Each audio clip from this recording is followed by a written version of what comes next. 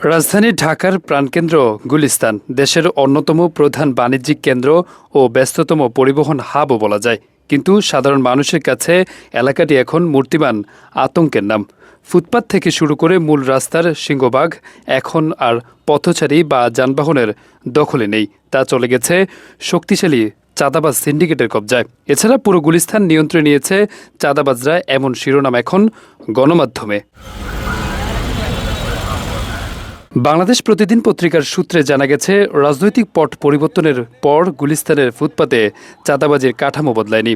জাতীয়তাবাদী হকার্স দলের কয়েকজনকে সামনে এনে পুরনো ও চিহ্নিত লাইনম্যানরাই এখন নতুন মোড়কে পুরো এলাকা নিয়ন্ত্রণ করছেন।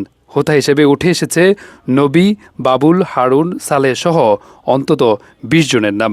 লাইনম্যান খ্যাত এই চক্রটি পুরো গুলিস্তানের নিয়ন্ত্রক। তবে এসব চাঁদাবাজদের বিষয়ে কথা বলতে চায় না হকাররা। আসলে সব কথা প্রকাশ্যে বলতে অসুবিধাই, কিন্তু টাকার বিনিময় এখনো হয় নাই। তবে টাকা পয়সা নিয়েও যদি আমাদেরকে পুনর্বাসন করে আমরা দিতে ইচ্ছুক। ২০ টাকা চাঁদা উঠতেছে, কেউ চাই নগদ ২০ টাকা চাঁদা ওড়ে, কেউ না চাই নগদ ২০ টাকা চাঁদা ওড়ে। আন্দাজ এটা বকমারা দেয়। দেখলাম আজকে পেপারে দেখলাম কি প্রতিদিন দেখলাম ৫০ টাকা, ১০০ টাকা, ১০০০ টাকা পর্যন্ত। আমার এই ৪০ বছর জীবন আমি দেখি নাই কোনো হকার ১০০০ টাকা চাঁদা দেয়। আমরা বর্তমানে ১০০০ টাকা বেচতেও পারি না। এখানে কোনো চাঁদার কোনো বিষয় না ভাই। চাঁদা আমি নিজে দিই না, আমি নিজে দোকান হকার বসার জন্য যে কার্ড দেওয়া হচ্ছে, আমার কারোর থেকে ২ টাকা নেওয়া হয়নি। গত ১ থেকে ১০ এপ্রিল পর্যন্ত টানা ১০ দিন রাজধানীর ফুটপাত ও সড়কে উচ্ছেদ অভিযান পরিচালনা করে পুলিশ। অভিযানের ফলে পথচারীদের চলাচলে সাময়িক স্বস্তি ফিরলেও জীবিকার উৎস হারিয়ে হাজারো হকার আবারও অনিশ্চয়তার মধ্যে রাস্তায় ফিরে এসেছেন। ফলে রাজধানীর ফুটপাত ও সড়ক নতুন করে জটিল ও অস্থির পরিস্থিতির মুখোমুখি হয়েছে। তবে কয়েকদিন যেতে না যেতেই পুরো সড়ক ও ফুটপাত দখল করে নিয়েছে হকাররা। এদিকে হকারদের শৃঙ্খলায় আনতে নতুন উদ্যোগ নিয়েছে ঢাকা দক্ষিণ সিটি কর্পোরেশন। তারপর থেকেই হকার পুনর্বাসনের জন্য শুরু হয়েছে কর্মযজ্ঞ। গুলিস্তানের আব্রাহাম ফাহাদ এভিনিউ আওয়ামী লীগের কেন্দ্রীয় কার্যালয়ের সামনের সড়কটিতে কাঠধারী হকারদের বসাতে ৪ থেকে ৫ ফিট জায়গা নির্ধারণের জন্য চিহ্নিত করে দেওয়া হচ্ছে। একদিকে সড়কে হকার চিহ্নিতকরণ, অন্যদিকে সড়কটিতে লেগেই থাকে যানজট। সড়কে হকার পুনর্বাসনের নিয়ে তীব্র নিন্দা জানান সাধারণ মানুষ। এটা সঠিক হচ্ছে না, আমার দৃষ্টিকোণ থেকে মোটেও সঠিক হচ্ছে না।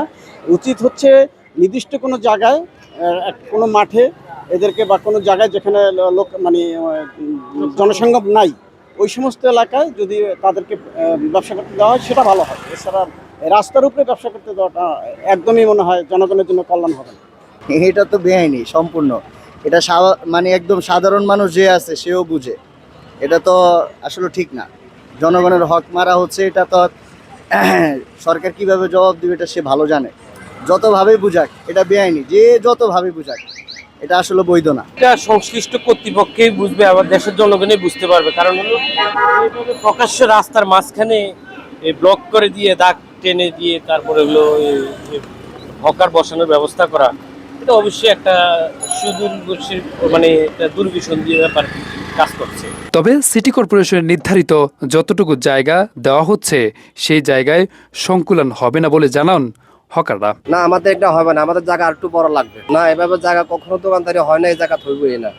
জায়গা বড় করতে হবে, আর একটু জায়গাটা আপনি যে ৪ ফিট ৫ ফিট জায়গা দিচ্ছে এটা হবে না। জায়গা দিতে হবে ৬ ফিট ৪ ফিট দিলে, লম্বা একটু বড় দিলে, পাশে একটু ছোট করে দিলে ঠিক মতো একটা হকার দোকানদারি করে ডালবাস ছাড়া খাইতে পারবে। কোনো কিভাবে দিব? গুলিস্তান ২ লাখ হকার আছে, এখন এই যে সিটি কর্পোরেশনের যে উদ্যোগ নিল সরকার নিয়ে, এখন তারা ২ লাখ হকার বেড়ে যাবো গা। এই ফর্ম জমা দিয়ে সিটি কর্পোরেশনে লাইন দিয়ে থাকবো।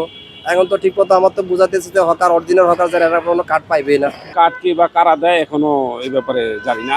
জানলে আমি অংশগ্রহণ করবো, আমারও একটা কার্ড দরকার। কার্ড দিচ্ছে, আপনারা নিজেরাও শুনতেছেন, আমরাও শুনতেছি, কিন্তু আসলে আপনারাও খুঁজে দেখেন কারে দিচ্ছে বা কে পাইছে, ঠিক আছে? তাইলে বুঝতে পারবেন। যেমন আমরা এখানে ২ রাস্তার পাশে আমরা কমপক্ষে ১২-১৪০০ হকার আছি, এখানে আমাদের মাধ্যমে এখনো কেউ পায়নি। আমরা যদি পাইতো তাহলে আমরা জানতাম এবং আমি আপনাদের বলতাম যে ৫ আগস্টের আগে যেই সড়কে কোনো হকার বসতে পারত না, সেই দাপুটে আওয়ামী লীগের কেন্দ্রীয় কার্যালয় এখন হকারদের পুনর্বাসনের জায়গা। তবে সকলের দাবি, হকার উঠিয়ে সড়কে যানজট কমাতে পারলেই সফলতা আসবে নগরবাসীর। আরাফাত হোসেন, যুগের চিন্তা, ঢাকা।